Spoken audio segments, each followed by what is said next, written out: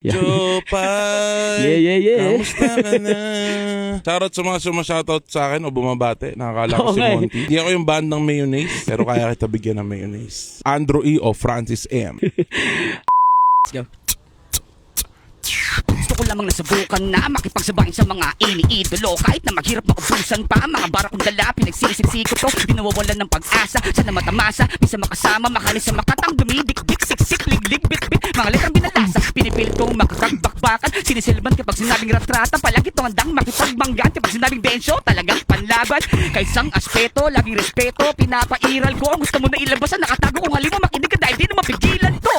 Yan ang mga tenga, hindi to kateka-teka, pag hawak ang glock siya mamputok. Dinadala kong pyesa, rektang-rekta sa tenga nyo lakas ko saksudog. Di ko kailangan makipagpagalinga pero hindi ako sumabay. Mabigat melalima, gusto ko lang maghalimaw at pakinggan nyo. Tabulong pa sigaw, baka di lang nyo napapansin. Kakatingin lang sa mga bitin. Madami ang jamat sa ilalim na mas dapat muna mas makinang paang hingning. Kailangan lang kukain at tukain, lirikal at mga bara, bubuhay para malaman nyo kung paano namin tutunawin. Kahit sinong ilabas nyo, kukulagin. It's your boy ako si Densyo. Yeah. Yo, what's up mga tropa? Ako nga pala si Big X. Yo, what's up? It's your boy ako si Densyo. Nanonood kayo ngayon ng Rapbox. Yeah. Bago tayo magsimula, trip mo ba mag-drip check? Yeah. Shoutout syempre sa Norted, sa Barak Streetwear sa sponsor ko. Yan lang. Let's go. Yeah. Pwede mo bang pakilala sarili mo sa mga listeners natin dito sa Rapbox? Yun, it's your boy ako si Densyo. Makita nyo sa Facebook, sa YouTube. Type nyo lang ako si Densyo, yun lang. Syempre mula ng K1 Records, ng NJ Records. Shoutout syempre sa Pilsen Gang. Yeah. Anong kwento sa likod ng pangalan mo? Ako si Densyo.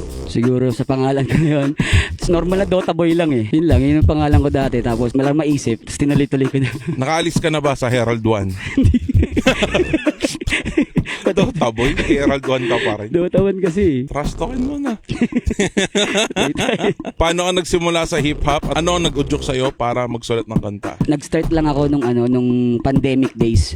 Pandemic days nung kay Mark Beats Challenge yun. Nagsimula talaga ako doon nung pagharap. Shoutout kay Mark Beats. Ano ang pinakamalaking pagsubok na hinarap mo bilang isang artist at paano mo nalusutan ito? Eto, may pamilya na tapos inaano mo yung pangarap mo. Napakahirap kasi kailangan mong balansin. Hindi pwedeng pagsabayin eh. Kahit na gusto mo minsan bumaba ng event, kaso lang kailangan mong magtrabaho. Pero syempre, tuloy pa rin. Actually, ilang taong ka na ngayon, man? Ano na ako ngayon?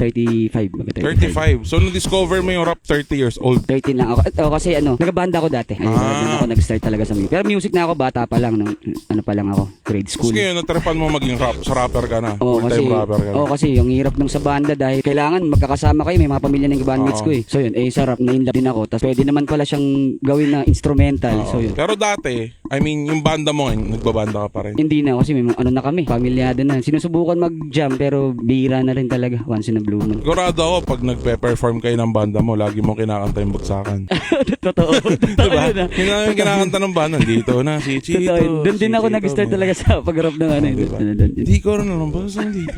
Meron ka bang mga crew o grupo na kinabibilangan? Paano sila nakaka-influence sa'yo? Yung sa grupo. Sa K1 Records, sa NG Records, syempre, tsaka sa Pilsen Gang, yung mga kuya ko yan sa industry na matatagal na sila. Sila yung nag-guide talaga sa akin nung pumasok na ako sa hip-hop scene. Tas yun, tinutulungan nila ako sa mga bagay-bagay pag kami mga pagkakamali. Syempre, mga kuya yan, sila yung mga nagbibigay sa akin ng advices. Yan. Yeah. Meron ka bang pangarap na mga collab na artist? Sino at bakit? Syempre, sa ginagalawan nito sa hip-hop music, syempre walang iba kundi si Sir Glock 9, number 1 yan. Pero kung sa banda talaga, dream collab ko talaga syempre Sir Jamir tsaka Sir Glock 9. Kaso lang syempre, sad to say, wala na si Sir Jamir. So yun, shoutouts kay Sir Monty, isa rin yun sa mga idol ko sa mayonnaise. Jopay! Yeah. Kamusta ka na?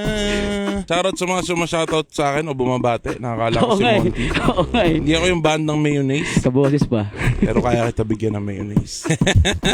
Ano ang mapayo mo sa mga gustong pumasok sa underground hip-hop scene? Siguro mapapayo ko, maging matibay ka lang. Pero syempre, pursa mo yung dreams mo talaga. Kung gusto mo talagang kunin yan. Wala yung responsibilidad o mo sa buhay. Kung gusto mo maraming chances. Lalo ngayon, napakadali na ngayon mag-rap, napakadali na mag-upload. Hindi na katulad sa dati. Para sa'yo, sino ang GOAT ng hip-hop scene sa henerasyon na ito? Para sa akin, walang iba syempre. Ang hari ng tugma, syempre si Looney. Number 1 talaga sa akin yan. Sino ang iyong king ng Pinoy rap? Andrew E. o Francis M? Andrew or Francis M. Sa totoo lang, si Sir Andrew talaga si Kuya. Yung number 1 naging inspirasyon ko dati nung bata pa lang ako sa Banyo Queen. Grade 4 pa lang ako nun eh. Banyo Queen, yung mga Biniberocha. Tapos tumagal nung nalaman ko na yung naging lyrical talaga is Francis M talaga. Pero dahil siya ang naging inspirasyon ko kay Kuya kuya ko, kay Andrew E. Sir Andrew E. Syempre dahil siya ang una kong nakilala at respect sa kanya. Pero respeto pre kay Sir Francis dahil talagang lyrical talaga siya. Yun talaga. Mismo. Yan, dito tayo nagtatapos sa episode na ito. Ako nga pala si Big X. H-boy ako, si Densyo. Nanonood kayo ngayon ng Rockbox. Let's go.